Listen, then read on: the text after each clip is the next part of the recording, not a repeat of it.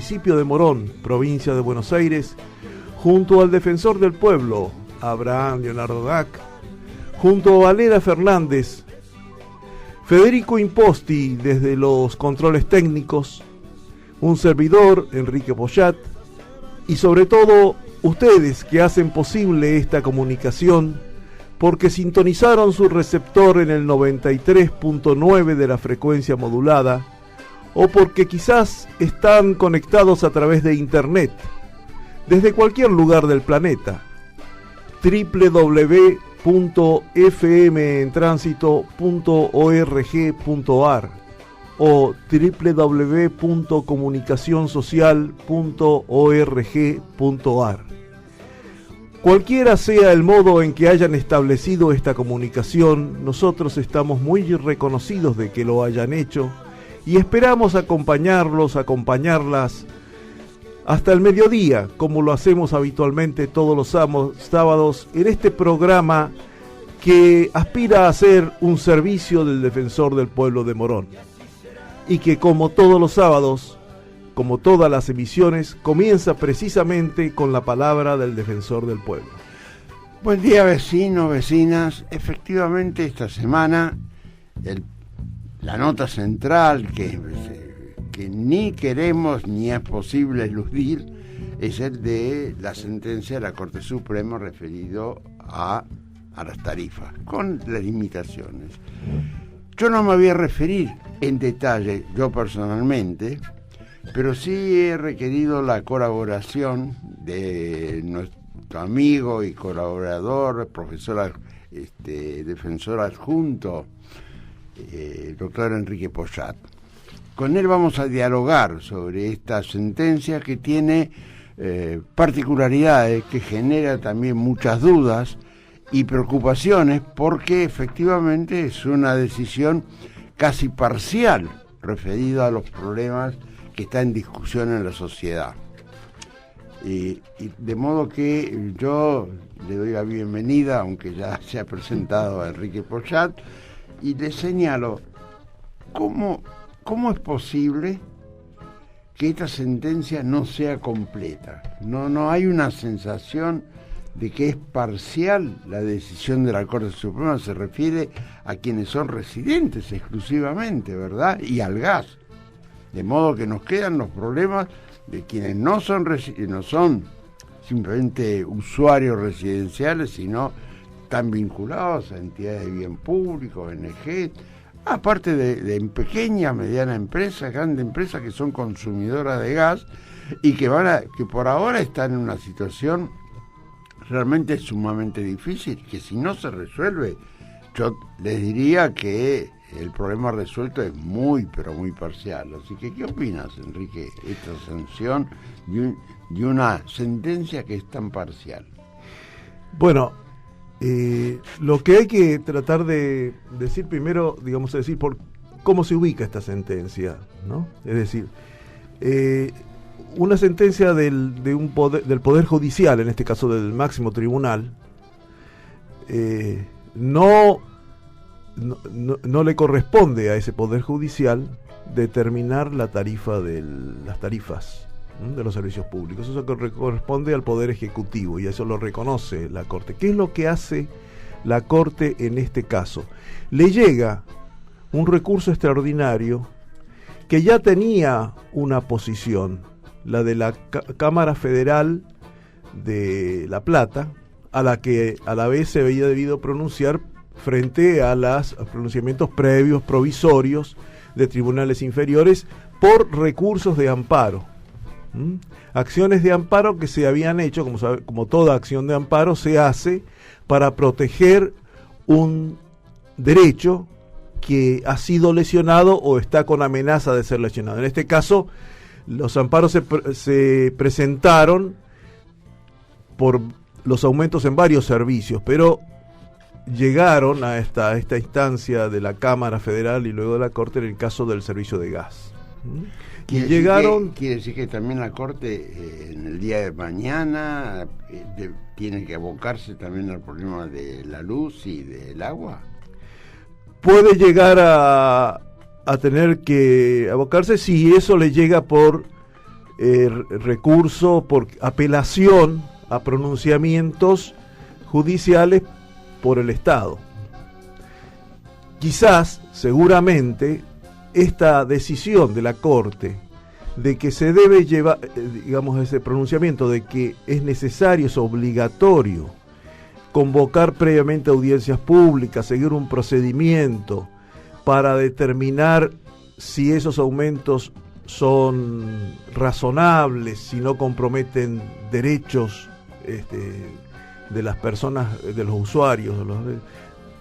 Ese reconocimiento puede hacer que por parte del Estado previamente, o sea, convocando las audiencias, como ha debido hacer obligadamente en el caso del gas, sin que llegue a la Corte, harían de alguna manera innecesaria este pronunciamiento, si no, necesariamente va a llegar a la Corte. Es decir, que el Estado está obligado a llamar a audiencia pública también por la luz y el agua, ¿verdad? Exactamente. Eso por un lado, y por otro lado queda pendiente las empresas, medianas empresas, clubes, etcétera, que no están alcanzados por esta sentencia, ¿verdad? Y no están alcanzados, pero esto no significa que esté cerrado el camino para las empresas, ya digamos a título individual, o si son homogéneas, digamos, es decir, si pueden entender que forman un colectivo homogéneo para hacerlo colectivamente. ¿Qué es colectivo homogéneo? ¿Sería ser de un mismo ramo? De un mismo ramo, con un mismo problema, con un porque este es el tema de digamos de las acciones de amparo colectivas, que tienen que ser homogéneas. Por eso así es como entiende la Corte que llegó el caso ante la Cámara Federal, y por eso dice se pronuncia respecto de los usuarios particulares, porque cuando hablamos de derechos colectivos podemos hablar de dos maneras. Hablamos, por ejemplo, de derechos de incidencia colectiva, es decir, en que es difuso el afectado. Los casos de medio ambiente son típicos, ¿no es cierto? Es decir, por ejemplo, hay un problema de medio ambiente. ¿Quién es el afectado? No es alguien en particular, es todo un conjunto que está afectado. Entonces, una acción colectiva en esos casos de intereses colectivos es muy claro. Acá son afectados particulares, cada uno, pero que componen un colectivo homogéneo. Es decir, son todos los usuarios particulares del servicio de gas que conforman una clase. Usuarios del servicio de gas homogéneo. Estos son los que la Corte entiende claramente. Acá hay un grupo homogéneo que no se da en el caso de los no significa que no estén siendo afectados las empresas. De hecho, por ejemplo, vamos a poner un ejemplo. El primer recurso de amparo planteado y resuelto provisoriamente, es decir, al cual se le dio una medida cautelar, fue en San Martín. La juez federal número 2, jueza Fons de San Martín, hizo una medida provisoria de amparo en favor de una clínica que presentó por sí misma. Es decir, ¿por qué era afectada la clínica? Lo presentó porque estaba prestando un servicio en que era necesaria el gasto, digamos, el consumo de luz y de gas. Y las nuevas tarifas afectaban o corrían riesgo de que ella no pudiera prestar este servicio. Entonces, a ese conjunto, a esa empresa, le dio un amparo. Entonces, sí, esto lo mismo puede... yo no entiendo, y por eso supongo que muchos oyentes tampoco. Esto obliga a generar miles y miles de juicios por cada uno de los afectados de entidades comerciales, civiles, etcétera. Uno a uno van a tener que plantear ante la justicia. Es algo que me resulta incomprensible con respecto a la complejidad que eso supone, ¿no? Yo estimo que como se ha llamado a una audiencia pública que necesariamente debe revisar la tarifa de todos, no solo de los usuarios particulares, sino de de todos los usuarios, eso va a fijar nuevas normas respecto de tarifas, posiblemente, digamos, esto es lo más probable, respecto también de los consumidores que son no usuarios finales, sino usuarios para el funcionamiento de su actividad productiva o de su actividad de servicio.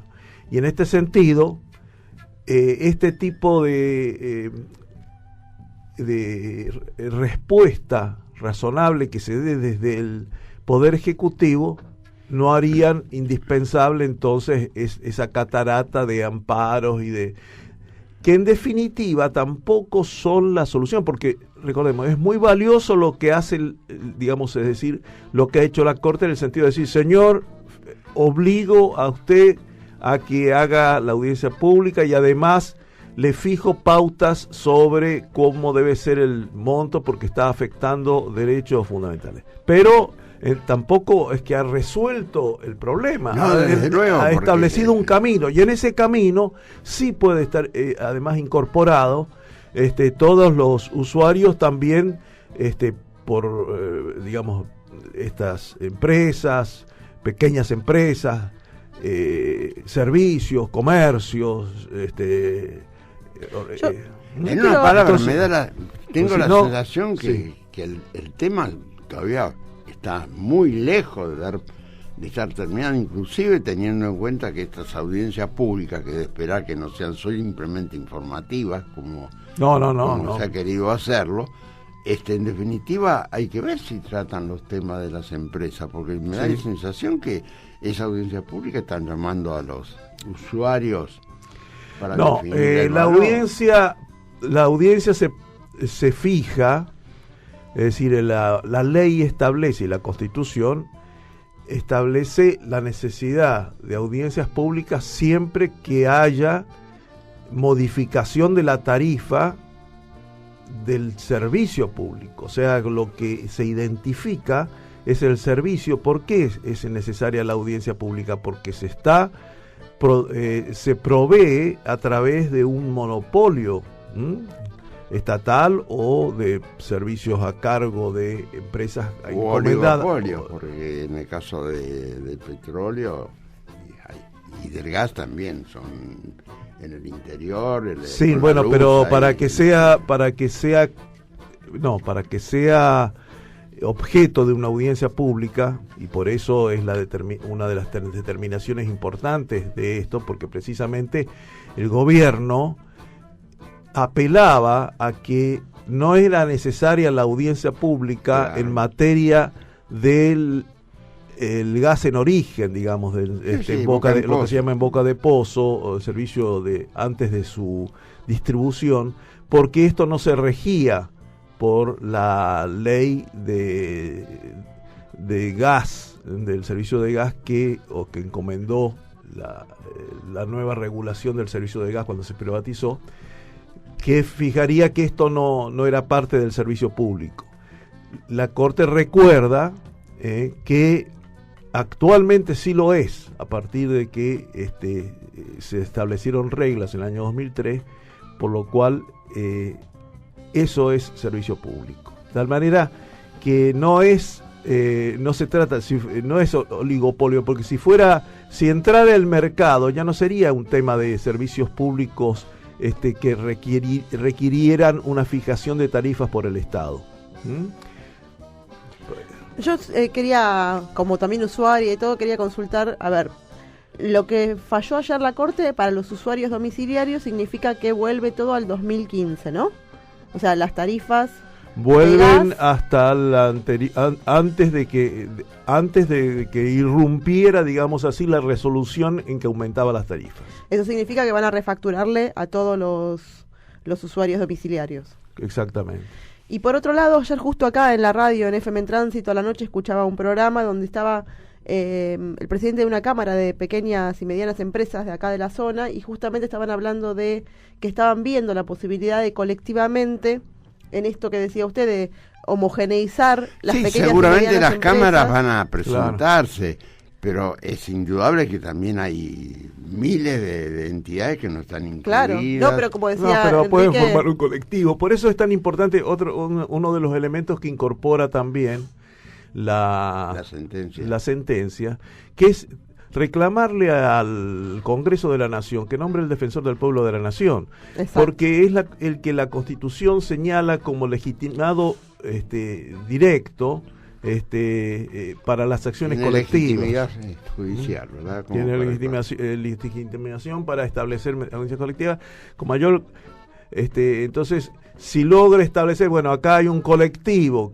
que o se afecta a intereses colectivos de modo indirecto, por ejemplo, el nombre de los usuarios porque incide en ellos, en la población en general, el aumento de las tarifas y el valor de los costos. Se incorpora los costos, claro. El volumen es extraordinario. O sea, no está cerrado de ninguna manera todos estos caminos que ustedes señalan. Lo que se determina, mejor dicho, al leer la sentencia de la Corte, porque es lo que efectivamente dice, es esto en cuanto a anulación del valor de las resoluciones y en consecuencia llegar atrás las tarifas, vale para los usuarios particulares. Eso es todo lo que ha dicho. No ha dicho que no se puedan representar, que no esté abierto. Ahora, un médico que atiende en su casa pagará como usuario domiciliario. Bueno, esa casuística depende cómo esté claro. anotado. Si es una clínica, de lo que no, pero... No, pero si está como consultorio, quizás... sí. Por ahí lo puedan... esa casuística, perdón, sí. Eso es digamos, pero es bueno no perderse en eso, sino llegar a los elementos fundamentales como los que preguntaba Valeria, es decir, ¿qué pasa con los usuarios? Que son las preguntas fundamentales que se hacen las personas, las familias. La gran reacción fue la de los usuarios. Claro, es decir, bueno, en materia de gas, esa factura que me llegó con todo este aumento importante que me impide pagar, no es válida. Esas resoluciones que las establecieron quedan anuladas hasta tanto se efectúen los procedimientos que marca la ley, en este caso lo que se llama audiencia pública. Tampoco está asegurado que no vuelvan las tarifas, porque después de la audiencia pública... Pero es bueno aclarar, porque también ayer en la televisión yo vi un ratito y había como cierta confusión respecto de que mucha gente se preguntaba si iba a haber retroactivos, si después de las audiencias públicas... Eso seguro que no. Por eso digo, está bueno aclararlo porque... Es que la audiencia pública marca, entre las cuestiones, que una vez aprobado, y ojo, la audiencia pública no es una mera formalidad, no sería... No debería ser. No, digamos, o sea... Cuando hablamos de audiencia pública no es una mera formalidad de decir, bueno, yo avisé que voy a aumentar el 400%, ahora ya está, cumplí, me voy. No, tiene que explicar el porqué de las tarifas que se imponen. ¿Por qué ese modo? Atender a cada una de las observaciones que se realicen y contestar adecuadamente a eso. Porque si no... esa nueva tarifa va a carecer, aun cuando se haya hecho la formalidad también de la legitimidad, es decir, va a incurrir en la arbitrariedad, que es un elemento que hace nula a cualquier decisión del gobierno y recurrible nuevamente frente a los tribunales. Es decir, tanto la Cámara Federal de La Plata como otros tribunales y la Corte ha recogido estos argumentos, dice... Atención, estamos hablando de un servicio que afecta a derechos fundamentales de la persona. En concreto, el derecho de la vivienda digna. La vivienda digna no es solamente estar... El techo. Claro, no es solamente el techo, estar cubierto por el techo.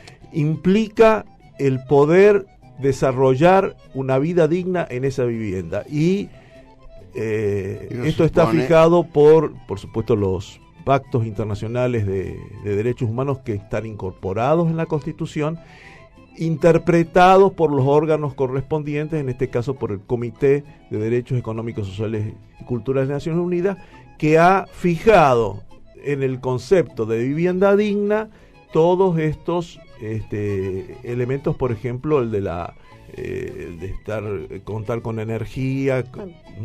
Bueno, en estos 15 minutos lo que hemos hecho es una rápida revisión.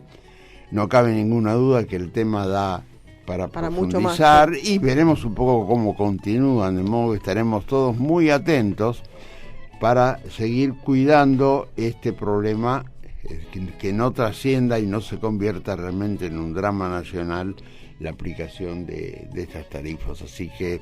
Y en principio también los invitamos a los oyentes y las oyentes a acercarse a la Defensoría del Pueblo para despejar las dudas que les puedan haber quedado o que tengan, o en el caso, por ejemplo, de organizaciones sociales, clubes, que puedan interesarse en además hay derechos que se siguen sosteniendo, que la Corte mismo estuvo, ¿no? Digamos que ellos tienen atención especial en función de sus condiciones. Esto es muy interesante lo que dice Abraham, porque un argumento del gobierno era que si se anulaban estas resoluciones caía la tarifa social. Bien, la Corte claramente dice la tarifa social se mantiene. Perfecto, eso también cabe la aclaración. Así que bueno, los invitamos a la Defensoría del Pueblo para despejar aquellas dudas que hayan quedado respecto a este fallo. Y ya estamos en comunicación telefónica con nuestro invitado de hoy, Mariano Calmels, integrante, socio fundador de Ágora Ludus. Hola, buenos días, Mariano. Hola, buenos días, ¿qué tal? Muy buenos días a vos. Me imagino que trabajando mucho en el marco de lo que va a ser el festejo del Día del Niño. Pero en principio quería que nos cuentes un poquito de qué se trata Ágora Ludus. Bueno, en principio sí, es verdad, trabajando mucho para recibir mañana, como venimos recibiendo algunos domingos en los meses y algunas acciones que vamos llevando adelante. Pero bueno, es linda la pregunta de revisar quiénes somos, dónde venimos y qué pretendemos, ¿no? Claro. Ágora Ludus básicamente es una organización comunitaria que toma como afirmación defender el derecho a jugar, entender el jugar como un modo de transformación social, cultural y política. Uh-huh. Del nombre deviene justamente el Ágora en tanto plaza pública y en tanto asamblea, y Ludus, bueno, de lo lúdico. De lo lúdico. De alguna forma decimos que Ágora es la asamblea del juego. Vos sabés que con la pregunta yo recuerdo quizás los orígenes, ¿no? Allá hace 12, 13 años atrás, post proceso asambleario, al menos en los grandes centros urbanos, sentíamos que había algo de la participación popular que se venía diluyendo. Nos encontramos justamente en los espacios públicos, encontrándonos en las plazas, el conjunto de educadores y educadoras, simplemente aplaudir, invitando a la gente a jugar. Yo, Mariano, porque hoy leía en la página de ustedes, digo, son profesionales de la educación, son profesionales de la salud y profesionales también de la recreación, digamos, no es que se fueron afianzando como un grupo de muchos ámbitos, ¿no? No solamente, digo, esta cuestión sino como que suena, bueno, nos juntamos a jugar, que está buenísimo porque los niños tienen el derecho fundamental de jugar, pero digo, aparte hay toda una, como vos decías, una raíz de transformación social y de un cambio de las realidades de esos chicos, ¿no? Y chicas. Se fue conformando un colectivo, ¿cierto? Uh-huh. Es verdad que en los orígenes estaba más ligado a prácticas profesionales, como vos nombrás, uh-huh, de la educación, de la salud, de la recreación en sí misma, y con el tiempo se fueron sumando un conjunto de actores, digamos, que desborda el campo de las disciplinas o de las profesiones, ¿no? Y bueno, es el concepto moderno de que no hay una actividad que no sea interdisciplinaria, claro, ¿no? Prácticamente, ¿no? Exactamente. Y entonces, en aquel 2002, ¿estamos hablando de los inicios? Sí. 2002. En aquel 2002, ¿cómo comenzaron? ¿Cuáles eran las intervenciones que hacía y cómo fue esa experiencia en aquel momento, que justamente las realidades también eran diferentes? Uh-huh. Bueno, comenzamos sin saber cómo, pero teníamos una sola afirmación, uh-huh, que queríamos invitar a jugar a la comunidad, y que cuando digo la comunidad me refiero a esa heterogeneidad y diversidad que implica a los niños, las niñas, los jóvenes, las personas adultas, y que queríamos que sea en un espacio público. Estas eran las dos afirmaciones que nosotros caminábamos. Así era que nos encontrábamos en los parques públicos y invitábamos a las 3 de la tarde los sábados y los domingos con un proyecto que me acuerdo en el momento se llama Juegos para no dormir la siesta. Justamente porque era a las 3 de la tarde. Claro. Era la hora de jugar en lugar lugar de acostarse a dormir la siesta. Y bueno, y el sentido que encontramos detrás de eso, tiempo mediante, nos dimos cuenta que lo que intentamos querer provocar era una reflexión, un acercamiento sobre restituir y recuperar lo público.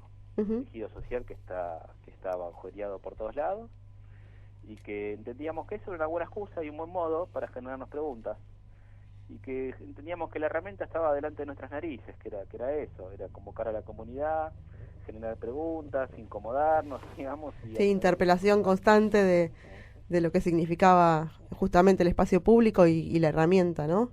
Y hoy tienen la juegoteca también, comunitaria. Contanos un poquito de qué se trata y cómo funciona. Bueno, la jugoteca comunitaria la tenemos en Aedo, que es nuestra sede actual, es en Avenida Segunda Rivadavia y Las Casas, a la altura de 15.300 más o menos, es un campito de 100 metros sobre las vías. Es nuestro espacio, nuestra morada, donde, cuando digo nuestro me refiero porque en sentido que nos ocupamos de que esté lindo, que esté agradable, que esté abierto, pero desde la comunidad, claro, ¿no? Básicamente. El sentido de esta jugoteca justamente en principio es defender incansablemente que jugar es un derecho de los pibes, y a su vez promover que el jugar queremos ir constituyéndolo como un derecho social, digamos, ¿no? De la comunidad de Desde luego.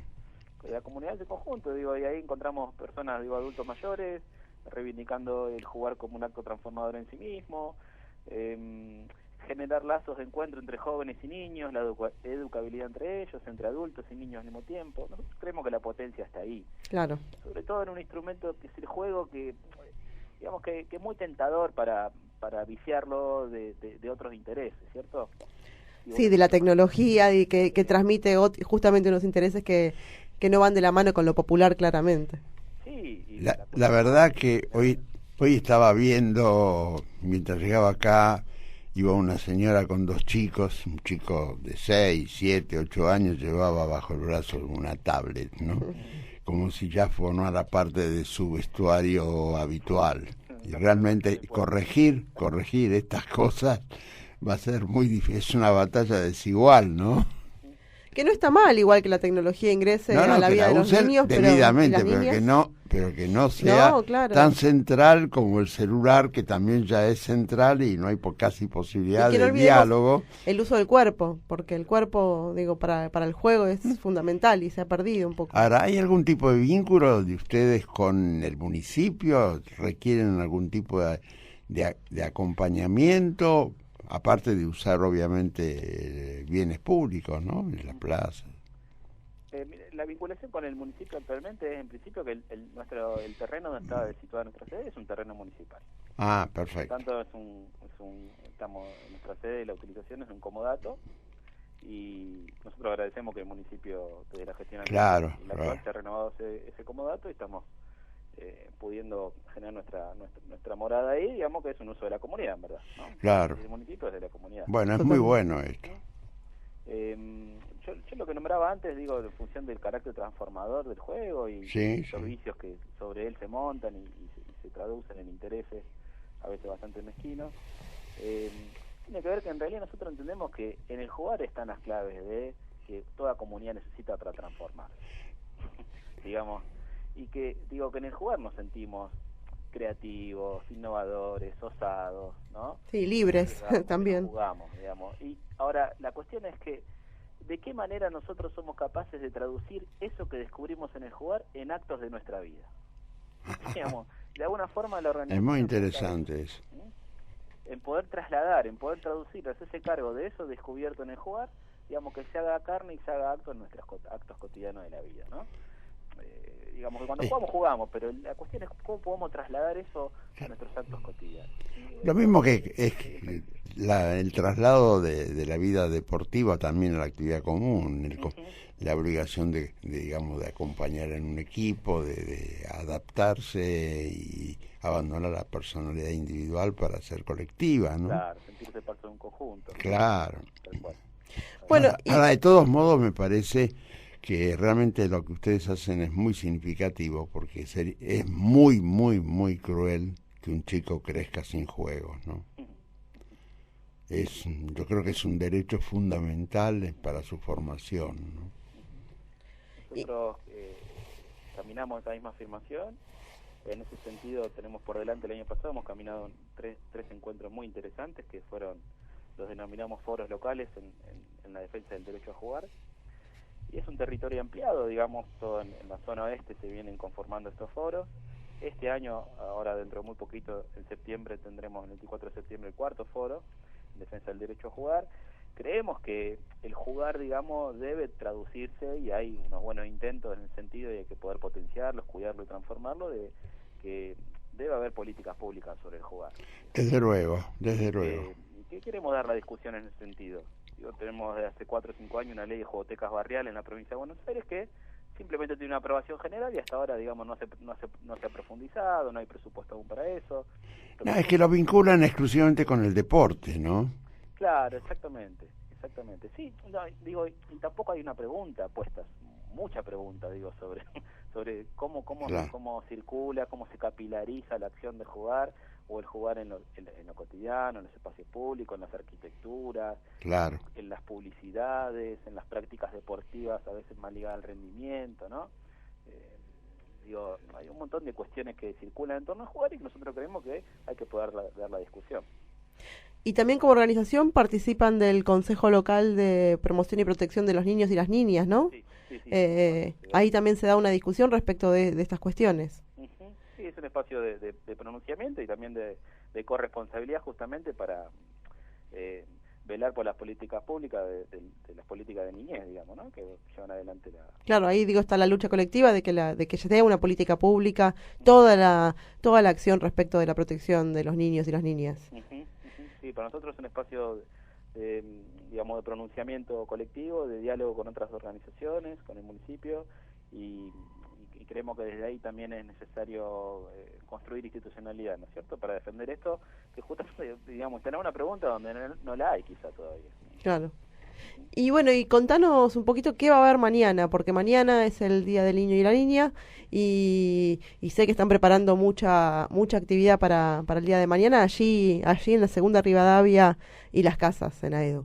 Bueno, mañana están las puertas abiertas, la idea es encontrarnos a partir de las 3 de la tarde, sepamos que es un encuentro cortito porque el frío, digamos, esto es aire libre, tenemos nuestro lugar adentro que es la jugoteca, que es chiquitita, pero tratamos de disfrutar del verde y del pasto y de una buena merienda. La idea es recibir grandes, chicos, adultos, niños, niñas, para celebrar la excusa que el mercado nos impone. Sí, en realidad es verdad. Pero creo que hay que disponer en ese sentido. Un invento comercial, pero bueno, que le podemos dar otro significado. Aprovechamos la ocasión. Claro. Queremos aprovechar la ocasión para disfrutar sentidos y para encontrarnos, digamos, en el Día de los Niños y la Niña, defendiendo lo que mejor ellos saben hacer, digamos, que jugar. Perfecto. Entonces, a partir de las 15 horas hasta las 19.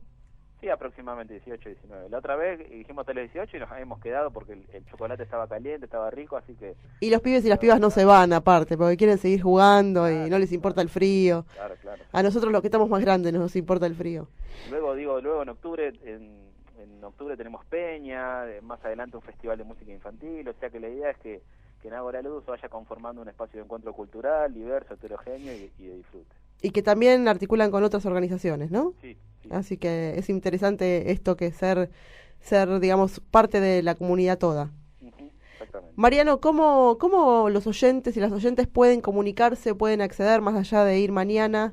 Ir mañana ahí a Segunda Rivadavia y Las Casas, pero ¿cómo pueden acceder a tener información sobre la organización? Bueno, en principio hoy dos vías. Una es el correo electrónico agoraludus@gmail.com. Bien. Y la otra es la página. Vamos a decirlo más despacito. Exacto. Bueno. agoraludus @gmail.com. Ahí se pueden comunicar entonces con ustedes. ¿Y qué otra vía de comunicación? Y la red social Facebook. Perfecto. Que con buscar Agora Ludus tenemos ahí dos perfiles. Está el Twitter también, que es @agoraludus. Sí. Y prontamente estamos diseñando la página donde todo el mundo va a poder colaborar con esa página de que sea interactiva, hasta incluso poder donar recursos y demás para fortalecer a... Sí, eso es importante también, que haya un intercambio también de todo tipo con la comunidad. Seguramente es una actividad que digamos, da lugar a la creatividad, ¿verdad? Esa es la búsqueda. Esa es la búsqueda. En todo sentido, ser creativo también es esto, es poder ver formas de comunicarse con el otro y poder resistir también, ¿no? Las inclemencias. Nosotros creemos que hay que persistir en eso, así que esa es una afirmación también que caminamos, ¿no? Que resistir se traduzca en un acto de persistir. Muy bien. Mariano, muchísimas gracias por esta comunicación. Nosotros estaremos pasando toda la información también en nuestra página web y en nuestro Facebook. La Defensoría del Pueblo también está un poco para eso, para replicar las acciones de las organizaciones sociales y de la comunidad de Morón. Así que te agradecemos mucho la comunicación, que mañana salga todo muy lindo y podamos disfrutar de una tarde en familia con los pibes y las pibas. Les agradecemos a ustedes que nos acompañen y seguimos caminando juntos. Muchas gracias, Mariano. Buen día. Vamos a una brevísima pausa y enseguida regresamos con el programa del Defensor del Pueblo. Todos tenemos derecho a un ambiente sano. Hacé valer tus derechos. Comienzo del espacio publicitario. La Defensoría del Pueblo de Morón es un organismo público y autónomo. Tiene como misión defender, proteger y promocionar los derechos e intereses legítimos, individuales y colectivos de los habitantes de Morón. La Defensoría queda en Bartolomé Mitre 877. Atiende de lunes a viernes de 8:30 a 15 y podés llamar al 0800-666-0957 o enviar un email a defensoría.consultas@moron.gov.ar. También seguinos en Twitter, @Defensoría Morón. Y regresamos a este programa 308 del Defensor del Pueblo. Y como siempre en este tramo de nuestro programa vamos a tener la palabra de Enrique Pochata en su columna habitual, hoy intitulada Fidelidad. El miércoles de esta semana hemos conmemorado un nuevo aniversario, el 166 del fallecimiento del general José Francisco de San Martín. La visión de San Martín cruzando con un ejército a la cordillera de los Andes, sus triunfos militares en Chacabuco y Maipú, la organización de una expedición al Perú, centro del dominio español en América, nos llenan de admiración. Reavivan, cada vez que lo recordamos, nuestro sentimiento de gratitud hacia esos patriotas que sacrificaron sus vidas y realizaron esas hazañas por la independencia de América del Sur. Pero queremos que la historia no solo nos deje estos sentimientos de admiración, sino que nos sirva de guía para nuestra vida presente. Al revisar la vida de San Martín, nos hacemos preguntas cuya respuesta nos ayuda, por una parte, a conocer y apreciar de mejor manera su historia, y por otra parte nos deja enseñanzas o ejemplos que pueden iluminar nuestra propia historia personal y como comunidad. Una pregunta fundamental es esta: ¿por qué el capitán del ejército español San Martín vino a América, luego de luchar durante años en el ejército en el que se formó, principalmente contra la invasión de la Francia de Napoleón a España? ¿Qué lo condujo a tomar esa decisión?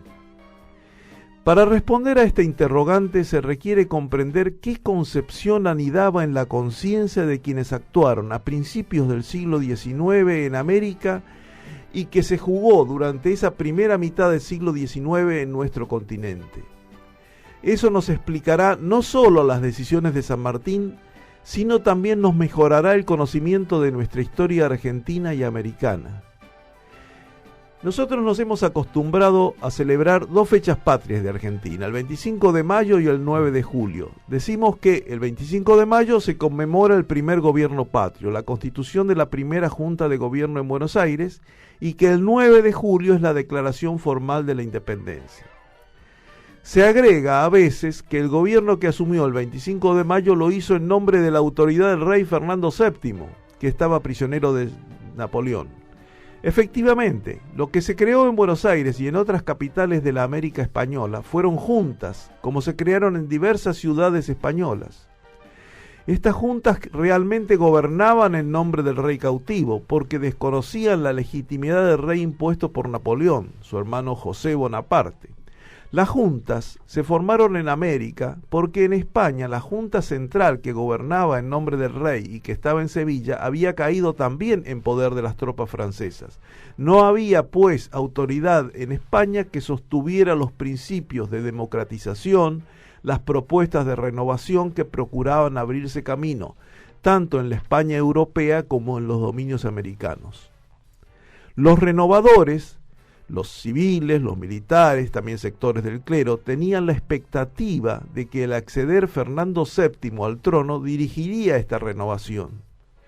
La visión opuesta estaba dada por los absolutistas, los que querían mantener el orden antiguo de falta de democracia, de autoridad vertical, de privilegios de los sectores vinculados con la llamada nobleza, de fuerte desigualdad social. Contra esto se luchaba, tanto en España como en América. Cuando cayó la Junta Central en Sevilla, estos sectores conservadores y absolutistas conformaron un consejo de regencia que exigió obediencia y que desconoció la autoridad de las juntas locales. En el virreinato del Río de la Plata, la autoridad del Consejo de Regencia fue reconocida en Montevideo. Allí se impuso el virrey Vigodet, ya que no podía gobernar en la capital del virreinato, en Buenos Aires. La lucha entonces no era entre españoles y americanos, sino entre la revolución democratizadora y el absolutismo. En marzo de 1812, desembarcaron en Buenos Aires algunos militares españoles nacidos en América: San Martín, Carlos María de Alvear, Zapiola. Ellos habían luchado por la independencia de España contra Napoleón y participaban de estas ideas de renovación. En España parecía menos promisoria la victoria de estas ideas. En cambio, en este continente se libraba una lucha denodada y había expectativa de que se impusieran estas ideas. Por eso, su aporte de militares con formación profesional era de gran importancia y podía ser decisiva para el triunfo de la revolución.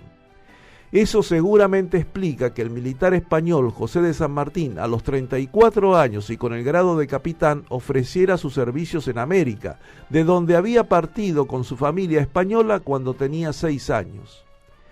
El llamado de la tierra, que se ha procurado dar como razón para su regreso, no es una explicación suficiente, aunque tenga fuerte contenido simbólico. Esa breve experiencia de la niñez en las misiones guaraníes seguramente dejó una marca, pero las decisiones del militar adulto requieren esa visión de lo que se jugaba aquí y en España. La visión democratizadora tuvo una expresión de importancia en ese mismo año 1812 en la península con la Constitución de Cádiz. Esa Constitución reconocía la participación de las provincias americanas como parte de España.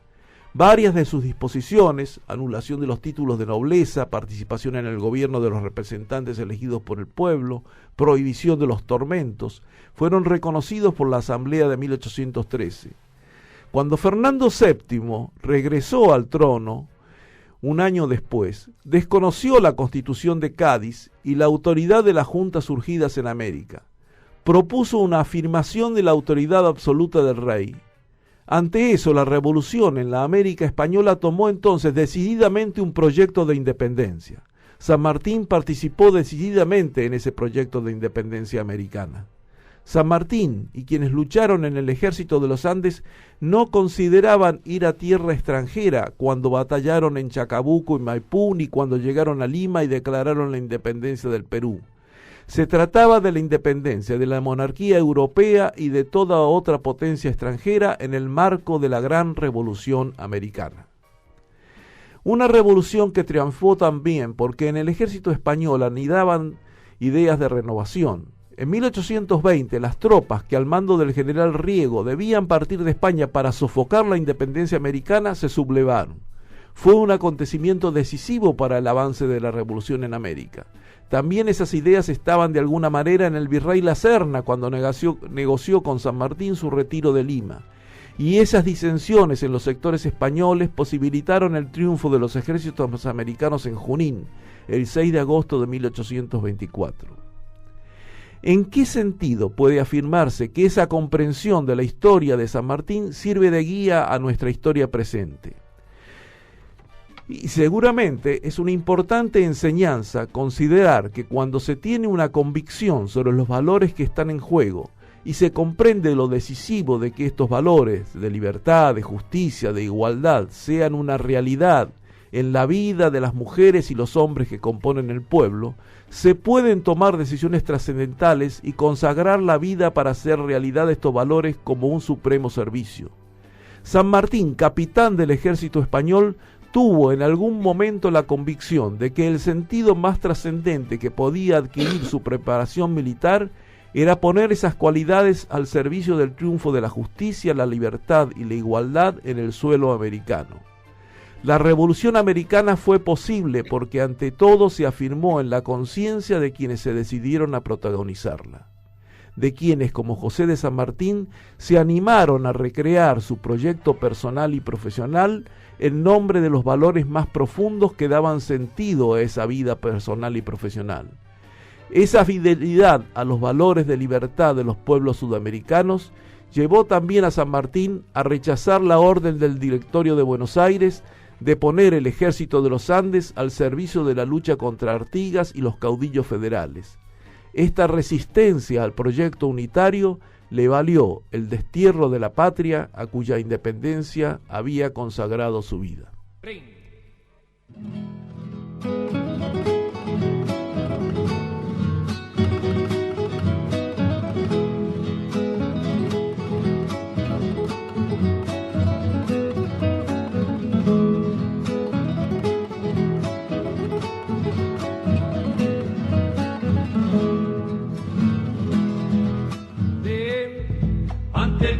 Ante el Cristo Redentor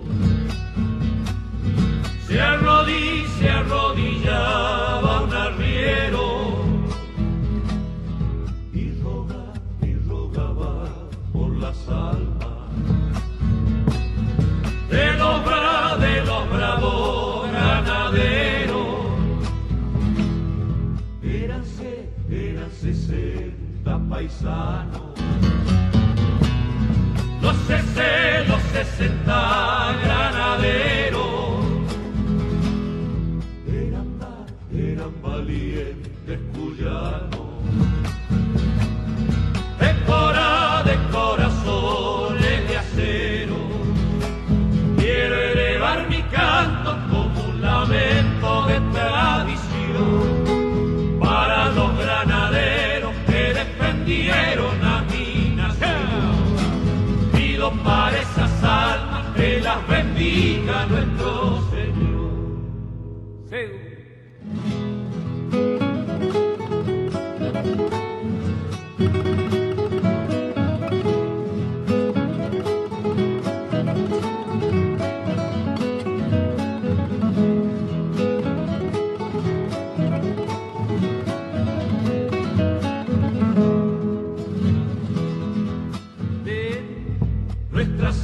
Nuestra Señora de Cuyo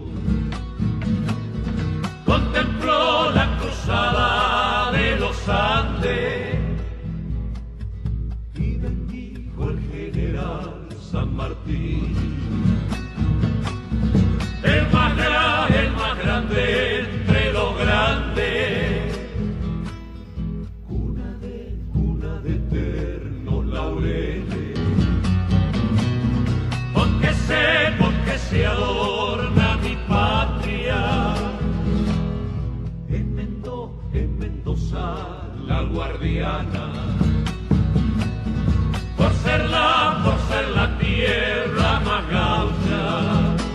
Quiero elevar mi canto como un lamento de tradición para los granaderos que defendieron a mi nación. Para esas almas que la bendiga nuestro Señor. Los extranjeros gozan en el territorio de la nación de todos los derechos civiles del ciudadano. Hacé valer tus derechos.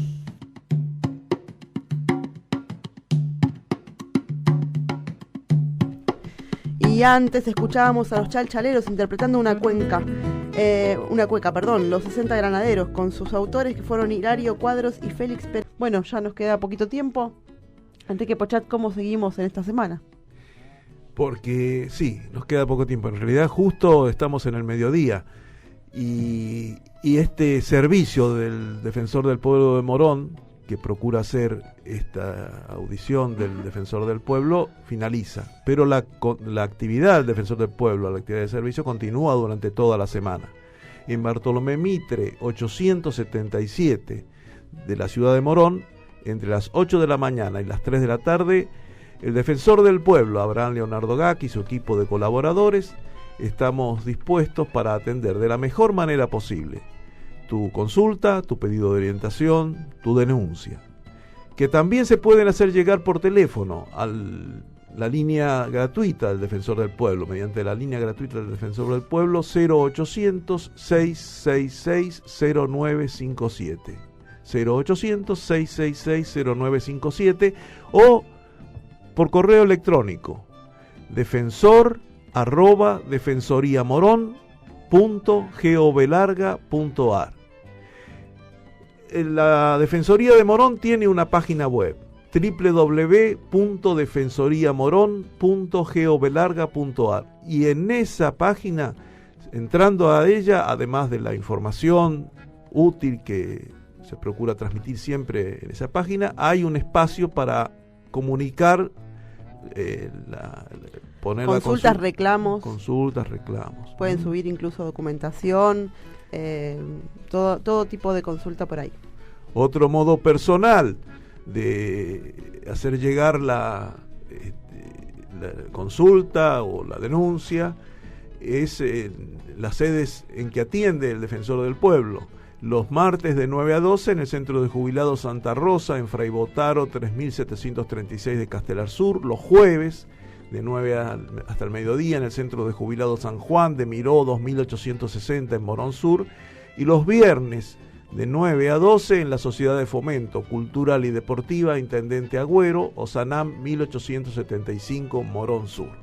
Nosotros estaremos nuevamente el próximo sábado en esta ya 8ª temporada del programa del Defensor del Pueblo, los sábados a las 11 de la mañana y hasta el mediodía. Hasta entonces, o hasta cualquier momento durante la semana, si se llegan a comunicarse con el Defensor del Pueblo, les deseamos mañana un feliz Día del Niño, niños, niñas. A los niños y no tan niños, a todos. A todos los que van a gozar también celebrando a los niños y a las niñas. Y a los abuelos que van a gozar mucho con la actividad de los nietos. Y a todos los que tenemos un niño y una niña dentro todavía que queremos jugar, así que... Y durante toda la semana, una semana de encuentro, semana de trabajo, semana de servicio por la paz y la justicia.